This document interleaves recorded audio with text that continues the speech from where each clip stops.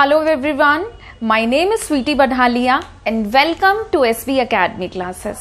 तो आज के इस वीडियो लेक्चर में हम लोग डिस्कस करेंगे फिजिकल प्रॉपर्टीज ऑफ एल्केन्स के बारे में और साथ ही साथ हम लोग केमिकल प्रॉपर्टीज ऑफ एल्केन को भी स्टार्ट कर देंगे। ठीक है, केमिकल प्रॉपर्टीज काफी लंबा जाता है तो वो इस वीडियो में पूरा नहीं हो पाएगा, बट हाँ ये है हम उसको शुरू जरूर कर देंगे। ठीक है, तो जब हम बात करते हैं फिजिकल प्रॉपर्टी की तो सबसे पहला जो फिजिकल प्रॉपर्टी आता है अल्केन का वो आता है नेचर, अल्केन का स्वभाव। ठीक है, जब हम बात करते हैं अल्केन की तो अल्केन में बेसिकली क्या होता है, कार्बन और कार्बन के बीच में सिंगल बॉन्ड होता है और कार्बन का जो बॉन्ड है वो ज्यादातर आपको किससे देखने को मिलता है, हाइड्रोजन के साथ। या तो कार्बन कार्बन के साथ ही बॉन्ड बनाता है या फिर कार्बन हाइड्रोजन के साथ बॉन्ड बनाता है।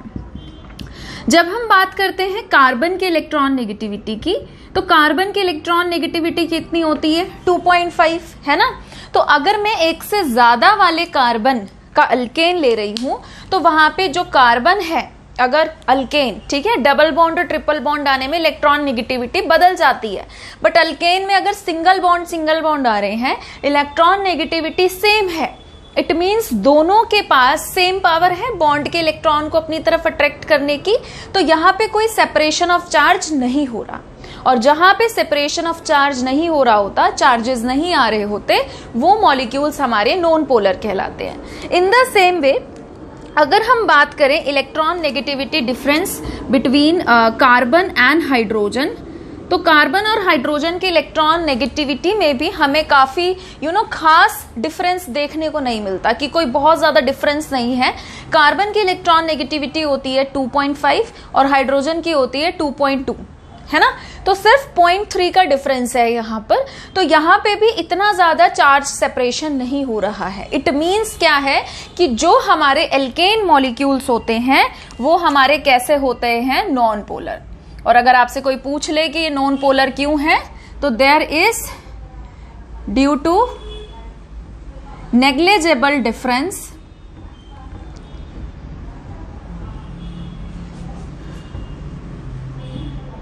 in the electron negativities of carbon and hydrogen. आप कह सकते हैं कि ना के बराबर इलेक्ट्रॉन नेगेटिविटी में डिफरेंस होता है कार्बन और हाइड्रोजन के, है ना। कार्बन कार्बन तो क्या ही आप मेंशन करोगे। तो इसी वजह से जो है ये नॉन पोलर की कैटेगरी में चला जाता है। तो हमें क्या देखने को मिलता है कि जहां पे जो मॉलिक्यूल्स नॉन पोलर होते हैं उनमें कौन सी फोर्सेस एग्जिस्ट करती हैं, वहां पर एग्जिस्ट करती हैं वेंडर वॉल्स फोर्सेस। कौन सी फोर्सेस एग्जर्ट करती हैं नॉन पोलर में, वेंडर वॉल फोर्सेस। ठीक है, तो जब हमारे पास ऐसे अल्केन आते हैं जिसमें कार्बन 1 से लेके 4 तक है, वो अल्केन्स नॉर्मली रूम टेम्परेचर पे गैस की फॉर्म में एग्जिस्ट करते हैं। ऐसे अल्केन्स जिसमें कार्बन 5 से लेके 17 तक की गिनती में आ रहे हैं, वो अल्केन्स हमारे किस फॉर्म में एग्जिस्ट करते हैं, लिक्विड फॉर्म में, लिक्विड स्टेट में। और 18 कार्बन या उससे ज्यादा कार्बन के जो अल्केन्स होते हैं वो रूम टेम्परेचर में किस फेज में एग्जिस्ट करते हैं, सॉलिड फेज में। क्लियर है, ये कोई बहुत ज्यादा इंपॉर्टेंट प्रॉपर्टी नहीं है। आपको ज्यादातर सवाल जो है प्रिपरेशन और केमिकल प्रॉपर्टीज में से देखने को मिलता है। ठीक है, बट अगर आप एंट्रेंस वगैरह की तैयारी कर रहे हैं तो फिजिकल प्रॉपर्टीज में से आपको ये वाला यहां से सवाल देखने को मिल सकता है। नेचर में से तो आपको मैं कह रही हूँ 100% सवाल देखने को मिलेगा ही नहीं। पूछेंगे क्या इसमें, बताओ, ये थोड़ी ना पूछेंगे कि गैस में एग्जिस्ट करता है कि लिक्विड में एग्जिस्ट करता है, तो उसमें कुछ अच्छा सवाल नहीं अराइज हो रहा। इसके कंपैरेटिवली बहुत अच्छे अच्छे टॉपिक हैं इस चैप्टर में जहां से सवाल आते हैं। फिर अगर हम बात करें बॉइलिंग पॉइंट की, बॉइलिंग पॉइंट का मतलब क्या है कि हम उसको कितना टेम्परेचर दे रहे हैं, है ना, और वो बॉयल होना स्टार्ट करते हैं। तो अब जाहिर सी बात है जितना स्ट्रॉन्ग इंटरेक्शन होगी उसको बॉयल करने में, है ना, आपको उतना ही ज्यादा टेम्परेचर देना पड़ेगा, क्योंकि अगर स्ट्रॉन्ग इंटरेक्शन है तो तोड़ने के लिए भी आपको उतनी मेहनत करनी पड़ेगी, उतना ही ज्यादा टेम्परेचर देना पड़ेगा। तो हम यहाँ पर पहली चीज क्या नोटिस करते हैं कि क्योंकि ये मॉलिक्यूल हमारे नॉन पोलर होते हैं और इनमें weak van der Waals force exist करती है, तो इनका बॉइलिंग पॉइंट नॉर्मली कैसा होता है, कम। ठीक है, फिर ये तो हो गई पहली बात। दूसरी चीज हम इसमें क्या नोटिस करते हैं कि जैसे जैसे नंबर ऑफ कार्बन एटम्स बढ़ रहे हैं उनका मॉलिकुलर साइज बढ़ता है, और जैसे जैसे साइज बढ़ता है magnitude of Van der Waals forces increase करता है, और बॉइलिंग पॉइंट जो है वो भी क्या करने लग जाता है, इंक्रीज। ठीक है, उसके बाद एक चीज हम क्या नोट करते हैं कि जैसे जैसे हम चेन के अंदर एक एक कार्बन ऐड करते चलते हैं तो बॉइलिंग पॉइंट जो है वो 20 से 30 केल्विन में बढ़ता रहेगा, बढ़ता रहेगा, बढ़ता रहेगा। जैसे मान लीजिए सपोज आपके पास ब्यूटेन है, ठीक है, आपने उसमें एक कार्बन ऐड किया तो जो भी उसका बॉइलिंग पॉइंट था वो 20 से 30 केल्विन की रेंज में बढ़ जाएगा। फिर एक और कार्बन ऐड करोगे, फिर 20 से 30 केल्विन की रेंज में बॉइलिंग पॉइंट जो है वो बढ़ जाएगा। तो हर कार्बन को ऐड करने पर क्या होता है, 20 से 30 केल्विन बॉइलिंग पॉइंट में हमें बढ़ोतरी इंक्रीमेंट होते हुए दिखाई देता है, ऑब्जर्व होता है। ये इंपॉर्टेंट है। अगर सवाल आया तो यहां से आ सकता है कि अगर हम कंपेयर करें कि स्ट्रेट चेन का आइसोमर है और ब्रांच्ड चेन का आइसोमर है तो किसका बॉइलिंग पॉइंट ज्यादा होगा, तो हम ये चीज ऑब्जर्व करते हैं कि जो हमारे पास स्ट्रेट चेन आइसोमर होता है उसका बॉइलिंग पॉइंट ज्यादा होता है। स्ट्रेट वाले का बॉइलिंग पॉइंट क्या होता है, ज्यादा होता है, मोर होता है as compare to branched chain वाले के। अब देखो क्या है, मैंने बॉइलिंग पॉइंट लिख भी रखे हैं, आपको दिखाई भी दे रहा है कि जो नॉर्मल चेन वाला है उसका कितना है 309, फिर स्लाइड ब्रांचिंग वाले का हो गया 301, हेवीली ब्रांच्ड का क्या हो गया 282, है ना। अब देखो ऐसा क्यों होता है, जो बॉइलिंग पॉइंट है वो सीधा सीधा इस पर डिपेंड करता है कि सरफेस एरिया क्या है, मॉलिक्यूल का सरफेस एरिया क्या है। जितना ज्यादा सरफेस एरिया होगा उतना ज्यादा बॉइलिंग पॉइंट होगा। इसको आप ऐसे समझो, जैसे कि एक चद्दर है या एक चटाई है बड़ी सी या दरी है, मैंने उसको बिछा दी और मैंने उस पे बच्चों को बिठा दिया, है ना, सीक्वेंस से। तो जब दरी बहुत लंबी सी मैंने बिछा रखी है तो उसमें ज्यादा नंबर ऑफ बच्चे बैठ सकते हैं। तो एक बच्चा अपने बगल में, क्योंकि उसके आसपास बहुत सारे बच्चे बैठे हैं, उनसे इंटरैक्ट कर सकता है। अब मैंने क्या किया, उस दरी को फोल्ड कर दिया। अब मैंने कहा बच्चों को बैठो। अब पहले मान लो अगर सपोज 12 बच्चे बैठ पा रहे थे तो हो सकता है अब जब मैंने दरी को हाफ फोल्ड कर दिया उसमें 6 बच्चे बैठ पाए, और एक बच्चे को की इंटरेक्शन देख रही हूँ कि मैं बगल वाले कितने बच्चों ने उसको सराउंड कर रखा है, तो वो पहले के कंपैरेटिवली क्या हो गया, कम। और फोल्ड कर दूंगी और कम बच्चे बैठ पाएंगे। तो अगर हमारे पास मॉलिक्यूल स्ट्रेट चेन में होता है तो उसके पास अपने नेबरिंग मॉलिक्यूल से इंटरैक्ट करने का, नंबर ऑफ इंटरैक्शन करने का जो पॉसिबिलिटी है ना, वो बढ़ जाती है। और जितने ज्यादा मॉलिक्यूल, अगर सपोज लीनियर है ना, जितने ज्यादा मॉलिक्यूल उसको सराउंड करेंगे, जितनी ज्यादा उसकी इंटरैक्शन रहेगी, नंबर ऑफ इंटरैक्शन रहेगी, हमें उतना ज्यादा टेम्परेचर देना पड़ेगा उसको अलग अलग करने के लिए। समझ पा रहे हैं बात को। अब मैंने क्या किया, मैंने जो स्ट्रेट चेन थी उसमें हल्की सी ब्रांचिंग कर दी। मैंने क्या कर दी, हल्की सी ब्रांचिंग कर दी। अब दूसरे मॉलिक्यूल जो है उसमें भी ब्रांचिंग है या लीनियर है, कैसे भी समझ लो, ब्रांचिंग है या लीनियर है, ठीक है। मान लो सपोज लीनियर ही है तो ये यहां से यहां से यहां से इंटरेक्ट कर सकता है, बट जब यहां से इंटरेक्ट करेगा तो बीच में क्या आ गया, गैप। और जब गैप आ गया तो उनको अलग करना क्या हो जाएगा, आसान। इसको अलग करना आसान है और इसको अलग करना क्या है, मुश्किल। और मान लो इसमें भी ब्रांचिंग हो सपोज तो और ओहो और बुरा हाल हो गया, है ना। यहां पे ब्रांचिंग है तो और बुरा हाल। तो सोच के देखो, इमेजिन करके देखो कि अगर मेरे पास ये एक मॉलिक्यूल है, इसकी यहां भी ब्रांचिंग, इसकी यहां भी ब्रांचिंग, इसकी यहां भी ब्रांचिंग, हर जगह से ब्रांचिंग, तो जब पड़ोसी नेबरिंग मॉलिक्यूल आएंगे इसके पास इंटरैक्ट करने के लिए तो वो इससे ज्यादा क्लोजली पैक्ड नहीं हो पाएंगे, ज्यादा टची नहीं हो पाएंगे। और जब ज्यादा टची नहीं हो रहे हैं, ज्यादा क्लोज इंटरैक्शन ही नहीं हो रही है, तो हल्का से टेम्परेचर दो, मॉलिक्यूल अलग अलग, है ना, मॉलिक्यूल अलग अलग हो रहा है तो जल्दी बॉइल्ड भी कर जाएगा। समझ पा रहे हैं इस बात को। तो जो हमारे लीनियर मॉलिक्यूल्स होते हैं इनका सरफेस एरिया काफी ज्यादा होता है, इसलिए बॉइलिंग पॉइंट इनका ज्यादा पाया जाता है। जैसे जैसे ब्रांचिंग बढ़ती है, जैसे जैसे ब्रांचिंग बढ़ती है सरफेस एरिया कम हो जाता है और उसकी वजह से बॉइलिंग पॉइंट भी क्या हो जाता है, कम। ठीक है, आई होप आपको ये समझ में आया होगा। वीडियो को पॉज करके इसे नोट करिए प्लीज। ठीक है, आप फिजिकल प्रॉपर्टी पे बेस्ड एक क्वेश्चन देखते हैं। क्वेश्चन देखिए क्या है, which of the following has highest boiling point. कह रहे हैं कि इन 3 ऑप्शंस में से किसका बॉइलिंग पॉइंट सबसे ज्यादा है। आपको पता है कि बॉइलिंग पॉइंट किस पे डिपेंड करता है, सरफेस एरिया पे, और सरफेस एरिया सबसे ज्यादा किसका होता है, जो क्या होता है, या तो लीनियर या फिर लेस ब्रांचिंग वाला, है ना। तो देखिए इनके स्ट्रक्चर बनाते हैं। वर्ड रूट को पकड़िए। पेंट का मतलब क्या होता है, 5 कार्बन। एन का मतलब क्या है, दे आर सिंगल बॉन्डेड, तो मैंने 5 कार्बन को सिंगल बॉन्ड में लगा दिया। फिर बोला है 2 पे मिथाइल है। मिथाइल का मतलब होता है CH3, तो मैंने कहीं से भी, मैं यहां से भी पकड़ सकती हूं इससे 2, मैं यहां से भी इसे 2 पकड़ सकती हूं। तो मैंने इसको नंबरिंग कर दी 1 2 3 4 5 और 2 पे मैंने CH3 लगा दिया। अब कार्बन कितने बॉन्ड बनाता है, 4, तो कार्बन की टेट्रावेलेंसी को पूरा करने के लिए मैं एज पर रिक्वायरमेंट हाइड्रोजन लगा दूंगी। अब कार्बन का 1 बॉन्ड है, 3 बॉन्ड की कमी है, तो मैं 3 हाइड्रोजन लगा दूंगी। इस कार्बन के 3 बॉन्ड ऑलरेडी हैं, 1 का बॉन्ड की कमी है, 1 हाइड्रोजन। यहां पर 2 बॉन्ड है, 2 बॉन्ड की कमी है, 2 हाइड्रोजन। यहां पे भी 2 हाइड्रोजन, और यहां पर सिर्फ 1 बॉन्ड है, 4 करने हैं तो 3 हाइड्रोजन। क्लियर है। नेक्स्ट स्ट्रक्चर बनाते हैं। वर्ड रूट है इसमें ब्यूट, सिंगल बॉन्ड है, एन है ना, तो सिंगल बॉन्ड, तो 4 कार्बन मैंने लगा दिए सिंगल बॉन्ड में। सेकंड पे और थर्ड पे डाई मिथाइल, मतलब सेकंड पे भी CH3 है और थर्ड कार्बन पे भी CH3 है, और 2 CH3 के लिए डाई लिखा है। यहां पे मैंने एज पर रिक्वायरमेंट हाइड्रोजन लगा दिए। ठीक है। फिर है नेक्स्ट, वर्ड रूट है ब्यूट यानी कि 4 कार्बन, एन का मतलब सिंगल बॉन्डेड, और सेकंड कार्बन पे 2 डाई मिथाइल, मतलब सेकंड कार्बन पे 2 मिथाइल ग्रुप है, तो ये हो गया ऐसे। ठीक है।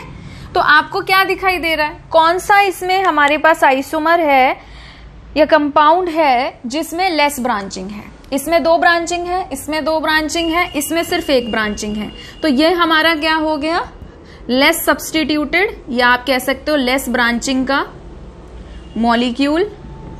क्योंकि इसमें लेस ब्रांचिंग है, इसी वजह से क्या होगा, इसका सरफेस एरिया ज्यादा होगा, और सरफेस एरिया ज्यादा होगा तो इसका बॉइलिंग पॉइंट भी क्या होगा, ज्यादा। तो इसका आंसर क्या है, ए, 2 मिथाइल पेंटेन। ठीक है, नोट करिए इसे प्लीज। ठीक है, चलिए आगे बढ़ते हैं। नेक्स्ट हमारी जो फिजिकल प्रॉपर्टी है वो है मेल्टिंग पॉइंट। ठीक है, मेल्ट का मतलब क्या होता है, अगर हम मेल्ट की बात करें तो इसका मतलब ये है कि हमारे पास कोई भी चीज जो कि सॉलिड फॉर्म में एग्जिस्ट कर रही है, ठीक है, हम उसको किस में चेंज कर रहे हैं, हम उसको चेंज कर रहे हैं लिक्विड स्टेट में। क्लियर है। ठीक है। तो देखिए क्या होता है कि जब हम बात करते हैं बॉइलिंग पॉइंट की, तो बॉइलिंग पॉइंट में हमने ये ट्रेंड पढ़ा था कि जैसे जैसे साइज बढ़ता है बॉइलिंग पॉइंट भी बढ़ने लगता है ना। बट यहाँ पे ऐसा नहीं है। यहाँ पे क्या है कि जो मेल्टिंग पॉइंट होता है किसी भी सॉलिड का, वो इस पे डिपेंड करता है कि उसके शेप और साइज क्या है, साथ ही साथ इस पे भी डिपेंड करता है कि उसके जो मॉलिक्यूल्स हैं वो 3D स्ट्रक्चर में कैसे पैक्ड हैं, कैसी इंटरेक्शन है। ठीक है। और ये चीज देखी जाती है कि मेल्टिंग पॉइंट जो अल्केन का होता है वो मॉलिक्यूलर साइज जैसे जैसे बढ़ रहा है उसके साथ कोई रेगुलर वेरिएशन शो नहीं करता। मतलब हम ऐसे नहीं कह सकते कि साइज बढ़ रहा है तो मेल्टिंग पॉइंट भी बढ़ेगा ही बढ़ेगा। हम ऐसे नहीं कह सकते कि साइज कम हो रहा है तो मेल्टिंग पॉइंट कम ही होगा। हम ये चीज ऑब्जर्व करते हैं कि जो हमारे पास अल्केन्स होते हैं जिसमें even number of carbon atoms हैं, उनका मेल्टिंग पॉइंट हमें ज्यादा देखने को मिलता है एज कंपेयर टू उन अल्केन्स के जिसमें odd number of carbon atoms है। ऑड नंबर क्या होते हैं हमारे पास, 1, 3, 5, 7। तो हम क्या चीज देखते हैं, जैसे कि मान लीजिए हमारे पास 5 कार्बन है, ठीक है, और यहां पे मान लीजिए हमारे पास इवन नंबर में 4 कार्बन है। जो भी हमारे ये होते हैं नॉर्मल एल्केन्स होते हैं, सिंपल नॉर्मल चेन वाले जिनमें कोई ब्रांचिंग नहीं है, जो हमारे एन एल्केन्स होते हैं वो जिगजैग पैटर्न में एग्जिस्ट करते हैं। वो कैसे एग्जिस्ट करते हैं, उनका स्ट्रक्चर कैसा होता है, जिगजैग स्ट्रक्चर। तो ये चीज एक्सपेरिमेंटली ऑब्जर्व की जाती है कि जो हमारे even number of carbon atoms के अल्केन होते हैं वो मोर सिमेट्रिकली पैक्ड होते हैं। They are more symmetrically packed. और मोर सिमेट्रिकली पैकिंग की वजह से क्या होता है, बहुत अच्छी इनकी पैकिंग होती है, पार्टिकल्स बहुत क्लोजली पैक्ड होते हैं, मॉलिक्यूल्स बहुत क्लोजली पैक्ड होते हैं, जिसकी वजह से हमें इनका मेल्टिंग पॉइंट ज्यादा देखने को मिलता है एज कंपेयर टू उन एल्केन्स के जिनके अंदर odd number of carbon atoms present है। ठीक है, ये कोई बहुत ज्यादा इंपॉर्टेंट टॉपिक नहीं है। अगर मैं आपको कहूं फिजिकल प्रॉपर्टीज में, वैसे तो देखिए सवाल नहीं आता है, बट अगर आएगा ना तो आपको ज्यादा चांसेस हैं कि बॉइलिंग पॉइंट में से क्वेश्चन मिले। यहां से आपको क्वेश्चन ना के बराबर ही चांसेस है कि मिले, बट फिर भी क्योंकि टॉपिक आपके सिलेबस में है तो हम डिस्कस जरूर करते हैं। ठीक है, वीडियो को पॉज करके इसे नोट करिए प्लीज।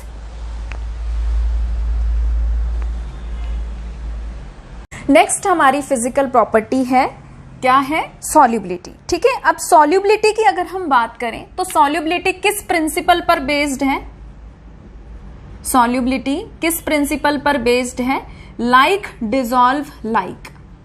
जो जैसा है वो वैसे के अंदर ही डिसॉल्व होता है, like dissolve like. For example मैं हूं तो मेरे दोस्त भी वैसे ही मैं बनाऊंगी जिनसे मेरा नेचर मैच करता है, मेल खाता है। मैं दोस्त ऐसे नहीं बनाऊंगी कि मेरा नेचर है अच्छा और मेरे दोस्त का नेचर है बुरा, है ना। अपने आप को तो अच्छा ही बताऊंगी, खैर। हाँ, तो अब यहां पर बात क्या है कि अगर हम बात करते हैं ऐसे सॉल्यूट की, जो सॉल्यूट हमारे कैसे हो, आयनिक हो, तो वो किन सॉल्वेंट के अंदर डिसॉल्व होते हैं, जो सॉल्वेंट भी हमारे कैसे हो, चार्ज लेकर बैठे हो, यानी कि पोलर हो। अगर मेरा सोल्यूट, यानी कि इस टाइम में सोल्यूट क्या है, अल्केन, अगर वो मेरा नॉन पोलर है तो वो किसी ऐसी चीज के अंदर डिसॉल्व नहीं होगा जो आयनिक है या जो पोलर है। इनको डिसॉल्व करने के लिए जो हमें सॉल्वेंट लगेंगे वो भी कैसे लगेंगे फिर, जिनमें चार्ज नहीं है ना, जो खुद भी क्या है, नॉन पोलर। तो यानी कि जो हमारे एल्केन्स होते हैं, alkanes are soluble in non polar solvents. जो नॉन पोलर सॉल्वेंट्स होते हैं उनमें ये क्या रहते हैं, सॉल्युबल रहते हैं। और नॉन पोलर सॉल्वेंट्स हमारे कैसे होते हैं, लाइक बेंजीन हो गया, ठीक है, CCl4, कार्बन टेट्राक्लोराइड हो गया, ईथर हो गया, ये सब। अगर मैं बात करूं एल्केन की, क्या एल्केन वाटर में सॉल्युबल होगा, तो आप कह सकते हैं वाटर में क्या होगा, ये इनसॉल्युबल या फिर वेरी वेरी लेस सॉल्युबल।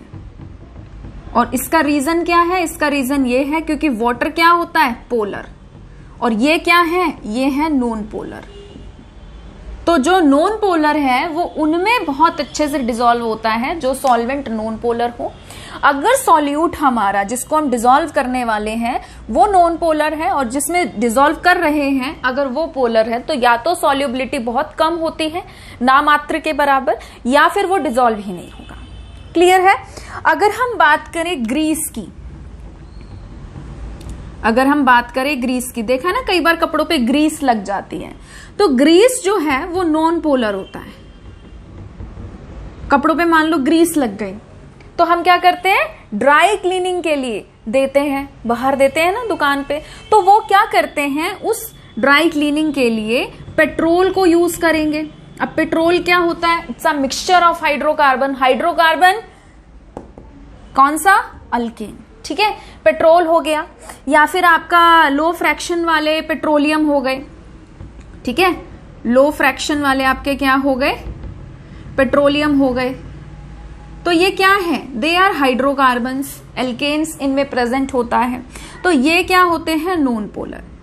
और ग्रीस भी नॉन पोलर है, पेट्रोल भी नॉन पोलर है। तो पेट्रोल क्या कर लेता है, ग्रीस को अपने अंदर डिसॉल्व कर लेता है, सॉल्युबल कर लेता है और कपड़े के सरफेस पे से हटा देता है। ठीक है, तो खैर हम बहुत ज्यादा डिटेल में नहीं जाएंगे, बस आपको इतना ध्यान रखना है जब हम सॉल्युबिलिटी की बात करते हैं तो सॉल्युबिलिटी हमारा इस प्रिंसिपल पर डिपेंड करता है, लाइक डिसॉल्व लाइक।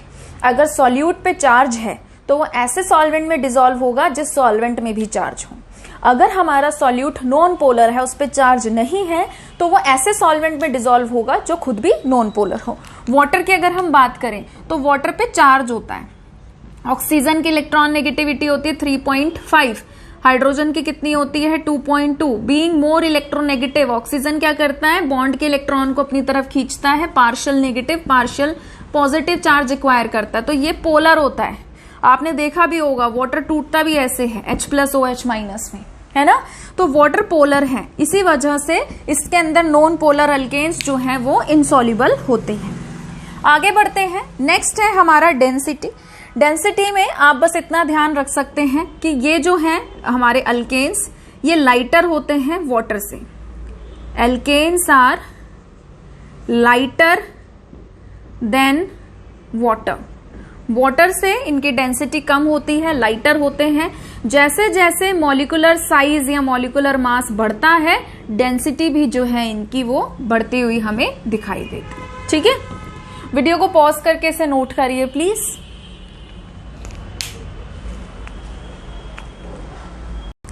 ठीक है, चलिए आगे बढ़ते हैं। अब हम लोग शुरुआत करेंगे केमिकल प्रॉपर्टीज ऑफ अल्केन्स की। अगर हम बात करें केमिकल प्रॉपर्टीज की तो हमारे पास टोटल 6 तरीके हैं जिससे हम क्या कर सकते हैं, अल्केन्स को प्रिपेयर कर सकते हैं।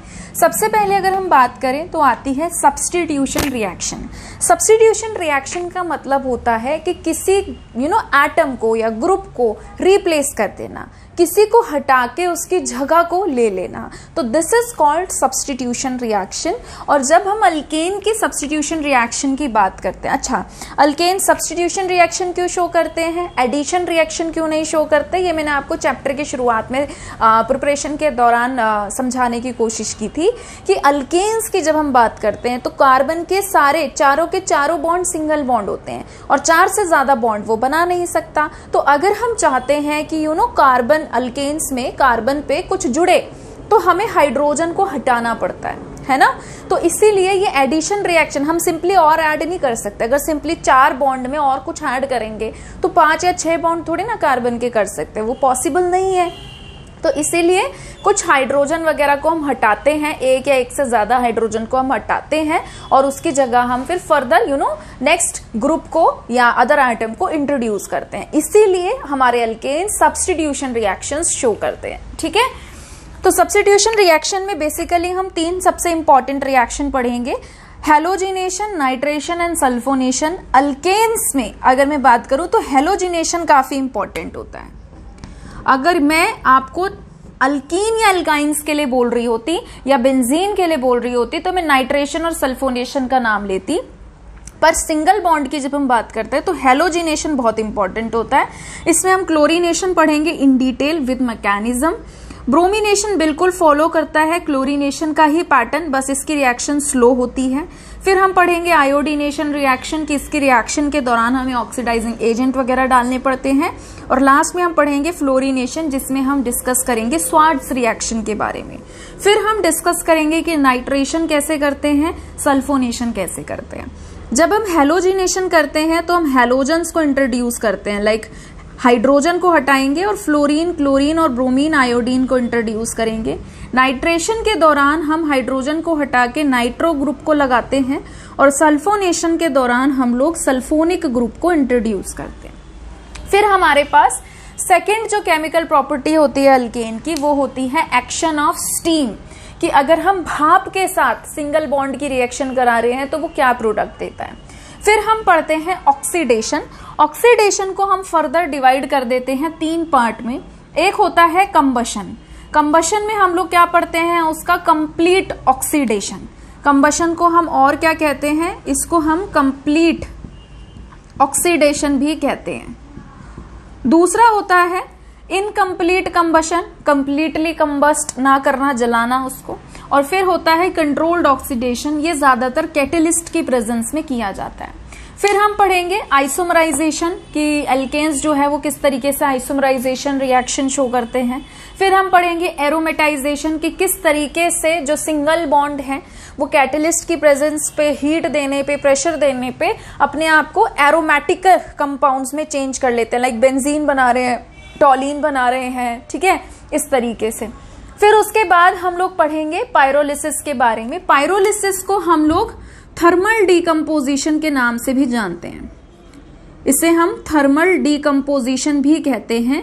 जब हीट की वजह से हीट कर रहे हैं आप किसी चीज को और उसके बॉन्ड को तोड़ रहे हैं, तो वो हमारा पायरोलिसिस कहलाता है। तो कई बार वाइवा के दौरान भी पूछ लेते हैं कि पायरोलिसिस का मतलब क्या है। तो आप कहेंगे जैसे हीटिंग दो तरीके से होती है ना, या तो आप थर्मली हीट करो या आप लाइट की प्रेजेंस में हीट करो। तो जब आप थर्मली हीट करते हो, थर्मली हीट कर रहे हो और बॉन्ड को तोड़ रहे हो, तो उसे हम पायरोलिसिस कहते हैं।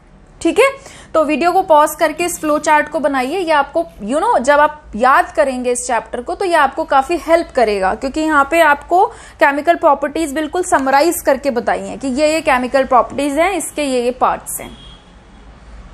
तो चलिए आगे बढ़ते हैं। अब हम लोग शुरुआत कर रहे हैं पहली केमिकल प्रॉपर्टी की। पहली केमिकल रिएक्शन है सब्स्टिट्यूशन रिएक्शन ऑफ अल्केन। तो सब्स्टिट्यूशन रिएक्शन ऑफ अल्केन्स में क्या होता है, हम हाइड्रोजन को एक या एक से ज्यादा हाइड्रोजन को रिप्लेस करते हैं किसी अदर एटम से। इसमें सबसे पहला जो हमारा पार्ट है वो है हेलोजिनेशन। और हेलोजन्स हमारे कौन कौन से होते हैं, fluorine, chlorine, bromine and iodine.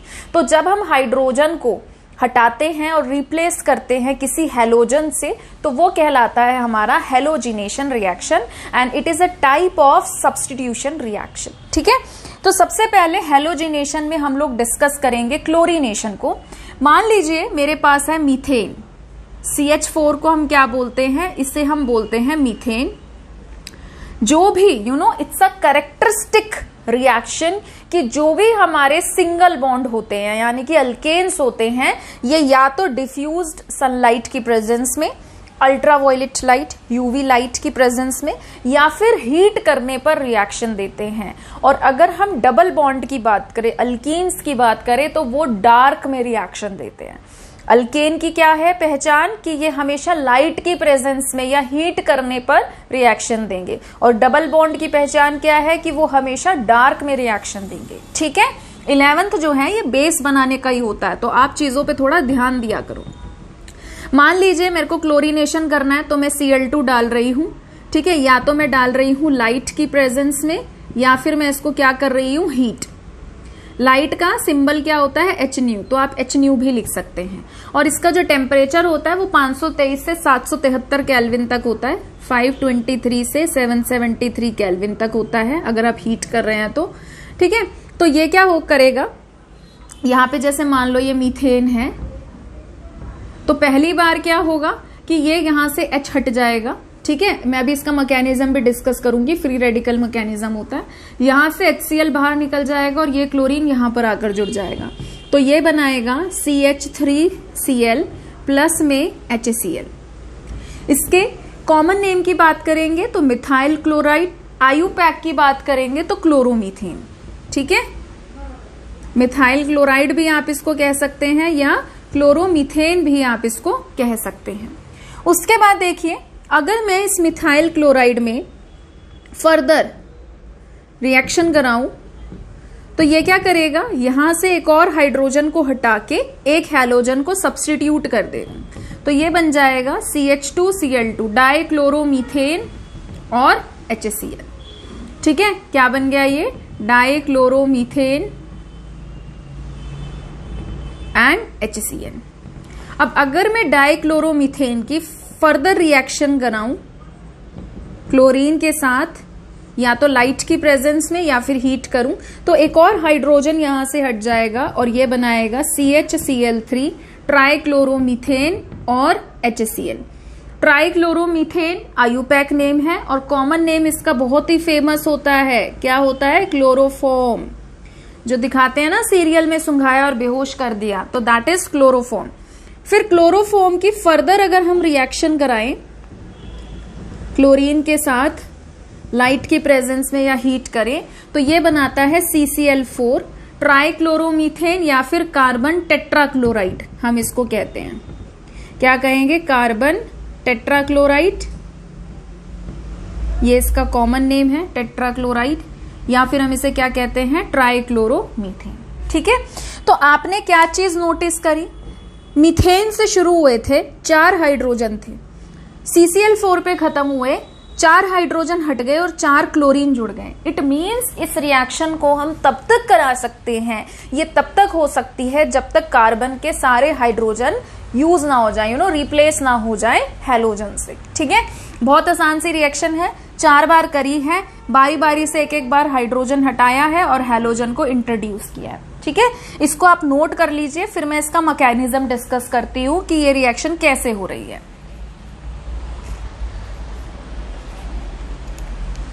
ठीक है, अब हम इसके मैकेनिज्म की तरफ बढ़ते हैं कि मैकेनिज्म जो है इसका कैसे होता है। मैकेनिज्म का मतलब ये होता है कि हम इन डिटेल स्टेप वाइज इस चीज को एक्सप्लेन करें कि रिएक्शन हो कैसे रही है।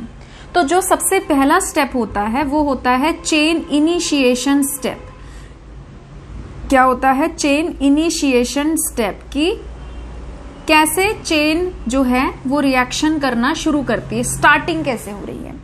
तो सबसे पहले जो भी हमारा हैलोजन होता है, जैसे मैंने यहाँ पे क्लोरीन लिया है, तो ये लाइट की प्रेजेंस में या फिर हीट की प्रेजेंस में होमोलिटिक फिशन शो करता है, फ्री रेडिकल मैकेनिज्म शो करता है। कई बार क्वेश्चन में आता भी है कि सब्स्टिट्यूशन रिएक्शन करा रहे हैं या कोई गिवन रिएक्शन दे देंगे और बोल देंगे कि ये कौन सा मैकेनिज्म फॉलो करता है, तो ये फ्री रेडिकल मैकेनिज्म फॉलो करता है। तो इसमें क्या होता है कि एक बॉन्ड 2 इलेक्ट्रॉन से मिलके बनता है। जब ये बॉन्ड टूटता है तो एक इलेक्ट्रॉन इस एटम के पास आता है और एक इलेक्ट्रॉन इस एटम के पास जाता है, तो ये बनाता है इस तरीके से फ्री रेडिकल। फ्री रेडिकल हम उसे कहते हैं जब ओड नंबर में इलेक्ट्रॉन आए, जैसे 1 आए, 3 आए, 5 आए, 7 आए। तो यहाँ पे आप काउंट करिए 7 है। ठीक है, बुक्स में ना ऐसे मेंशन कर देते हैं, ऐसे लोन पेयर्स नहीं दिखाते, तो एक के रिस्पेक्ट में देख के भी आप बोल सकते हो कि वो फ्री रेडिकल है। तो फ्री रेडिकल जो है they are very very reactive species, ये बहुत ज्यादा रिएक्टिव होती है। ठीक है, तो ये फ्री रेडिकल जनरेट करता है।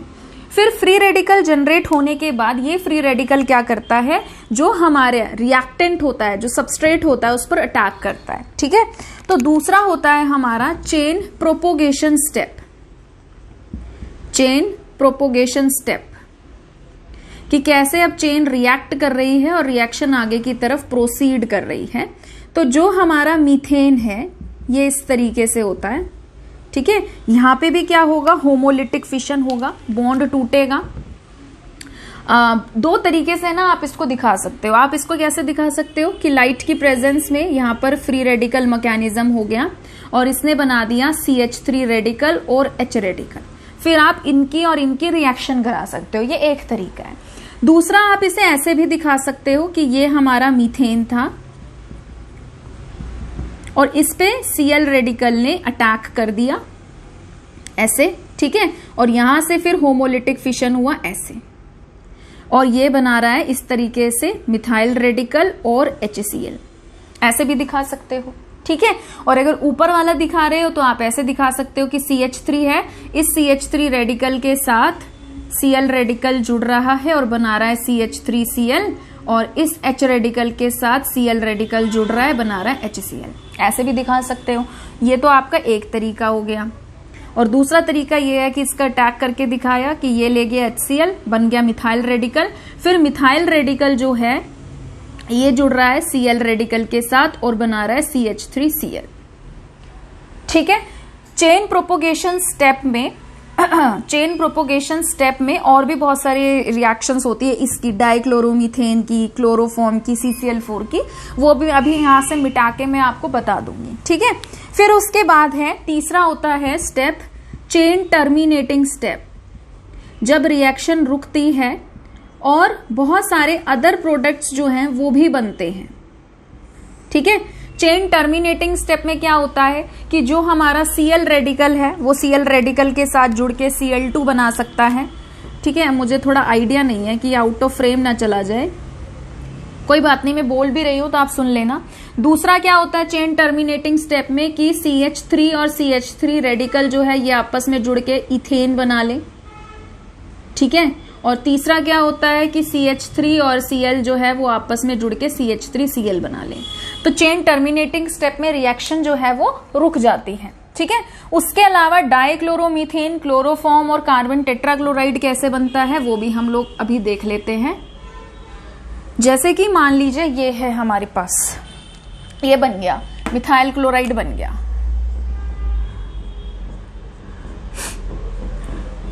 ये बन गया।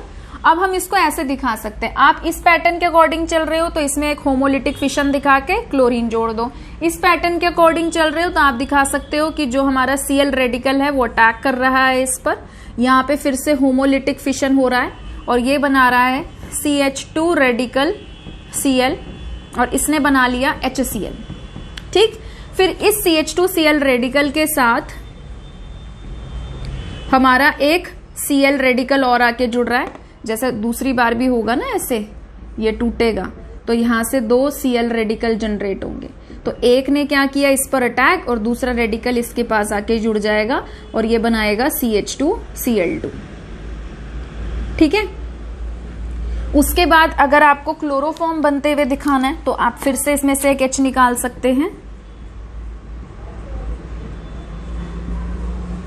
ठीक है, दोबारा से आप दिखा सकते हो कि Cl था, होमोलिटिक फिशन हुआ लाइट की प्रेजेंस में और ये बना हमारा Cl रेडिकल। फिर इनमें से एक Cl रेडिकल ने अटैक किया इस पे, होमोलिटिक फिशन हो गया, ये बना रहा है CHCl2 रेडिकल, इसने बना लिया HCl। ठीक है, और फिर इस CH रेडिकल Cl2 के साथ एक Cl जुड़ा रेडिकल वाला और इसने बना लिया CHCl3 यानी कि क्लोरोफॉर्म। ठीक है, फिर दोबारा आप क्या कर सकते हैं, क्लोरोफॉर्म में से एक H को और हटा सकते हैं। ठीक है, दोबारा से आप ये Cl2 का होमोलिटिक फिशन दिखा दीजिए, रेडिकल का अटैक करा दीजिए इस पे, ये टूटेगा इस तरीके से और ये बनाएगा CCl3 रेडिकल प्लस में HCl।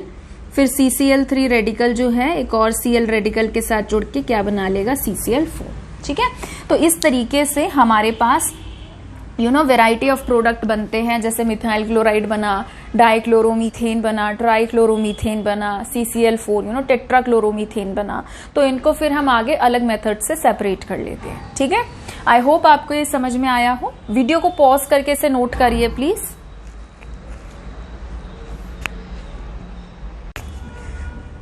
ठीक है, चलिए आगे बढ़ते हैं। तो क्लोरीन सबसे इंपॉर्टेंट होता है, जो मैंने ऑलरेडी इन डिटेल मैकेनिज्म के साथ डिस्कस कर लिया है। उसके बाद आता है ब्रोमिनेशन। ब्रोमिनेशन सेम पैटर्न से होता है, बस इसकी स्पीड थोड़ी सी कम होती है। तो जो हमने पीछे वाली रिएक्शन क्लोरीन के रिस्पेक्ट में की थी, आप क्लोरीन की जगह बस ब्रोमीन लगा दीजिए, बाकी सब कुछ सेम रहेगा उस रिएक्शन में, कुछ भी नहीं बदलेगा। ठीक है, फिर आते हैं हम आयोडीनेशन पे। अगर हमें आयोडीनेशन करना है तो हम आयोडीन लेते हैं अल्केन के साथ और उसे हीट करते हैं। अब दिक्कत यहाँ पे क्या होती है कि जब यहाँ से एक H निकलता है और एक I के साथ वो HI बनाता है, तो HI जो है ये बहुत ही तगड़ा रिड्यूसिंग एजेंट होता है। और अगर हम इस रिड्यूसिंग एजेंट को यहां से ना हटाएं तो यही इसके साथ रिएक्ट करके रिएक्शन को बैक में मार देता है और क्या कर देता है, रिएक्शन को रिवर्सिबल बना देता है। पर हमें तो रिएक्शन रिवर्सिबल मिले नहीं। मान लीजिए हमें तो ये हमारा डिजायर्ड प्रोडक्ट CH3I है, भाई रिएक्शन को वापस कराने के लिए थोड़ा रिएक्शन करा रहे हैं कि वापस रिएक्टेंट से रिएक्टेंट बनाएंगे। हमें यहाँ पर क्या चाहिए, हमें यहाँ पर CH3I चाहिए। तो हमारा जो फोकस होता है वो होता है इस HI को रास्ते से हटाना। तो इस आयोडीनेशन रिएक्शन के लिए हमें ऑक्सीडाइजिंग एजेंट डालने पड़ते हैं। ठीक है, HI रिड्यूसिंग एजेंट है, ऑक्सीडाइजिंग एजेंट जैसे कि HiO3 हो गया, HNO3 हो गया, इनके इस रिएक्शन के अंदर हम ऑक्सीडाइजिंग एजेंट भी डालते हैं। इनका काम क्या होता है, रिड्यूसिंग एजेंट HI को रिएक्ट करके उसको आयोडीन में कन्वर्ट कर देना। ठीक है, अगर हम यहां से HI नहीं हटाएंगे तो ये रिएक्शन को रिवर्सिबल इन नेचर बना देगा और वापस से हमें रिएक्टेंट मिल जाएंगे। आगे बढ़ते हैं हम फ्लोरीनेशन पे। फ्लोरीन की जितनी भी रिएक्शंस होती हैं वो बहुत ही ज्यादा एक्सोथर्मिक होती है, बहुत ही हाईली एक्सप्लोजिव इन नेचर होती है। तो या तो हम क्या करें, फ्लोरीन को ना डाइल्यूट कर दें इनर्ट गैसेस के साथ, लाइक नाइट्रोजन ले लिया, आर्गन ले लिया, बट वो भी थोड़ा सा रहता है, रिस्की सा रहता है। तो हमारे पास उसका एक ऑल्टरनेट तरीका है। हम क्या कर सकते हैं, हम स्वार्ट्ज रिएक्शन की मदद ले सकते हैं। स्वार्ट्ज रिएक्शन जो है ये एक तरीके की हैलोजन एक्सचेंज रिएक्शन होती है। ये क्या होती है, एक तरीके की हैलोजन एक्सचेंज रिएक्शन होती है। इसमें हम क्लोरो एल्केन लेते हैं। ठीक है, RCl लेंगे और हम मेटालिक हैलाइड्स लेते हैं, जैसे AgF ले लिया, Hg2F2 ले लिया, एंटीमनी का ले लिया fluoride, SbF3, arsenic fluoride AsF3 ले लिया। तो यहाँ पर हैलोजन एक्सचेंज होते हैं। क्लोरीन जो है यहाँ पे चला जाएगा Ag के पास और फ्लोरीन जो है यहाँ पर आ जाएगा, तो ये बनाएगा RF और AgCl। ठीक है, तो इसका एक एग्जाम्पल मैंने ले रखा है यहाँ पर क्लोरोइथेन के रिस्पेक्ट में, इथाइल क्लोराइड। आप इसमें से कुछ भी ले सकते हैं। ठीक है, तो ये क्या करेगा, क्लोरीन को भेज देगा मरकरी के पास और फ्लोरीन जो है वो आ जाएगा कार्बन के पास, और इस तरीके से हमें फ्लोरोएल्केन जो है वो देखने को मिलता है। 12th में जब आप हेलो एल्केन चैप्टर पढ़ेंगे ना, तो वहां पे आप फिंकलस्टीन, स्वार्ट्ज ये रिएक्शन पढ़ते हो। यहाँ पे तो बस क्योंकि फ्लोरिनेशन का नाम आ गया है तो आपको बता दी गई है कि भाई फ्लोरीन की ज्यादातर रिएक्शन एक्सोथर्मिक होती है, तो हम डायरेक्ट नहीं उसको यूज कर सकते, या तो आप डाइल्यूशन कर दीजिए उसका इनर्ट गैस के साथ, नाइट्रोजन या आर्गन के साथ, या फिर आप स्वार्ट्ज रिएक्शन की मदद से, ऑल्टरनेट तरीका है ये किसी भी फ्लोरोएल्केन को बनाने का। ठीक है, वीडियो को पॉज करके इसे नोट करिए प्लीज।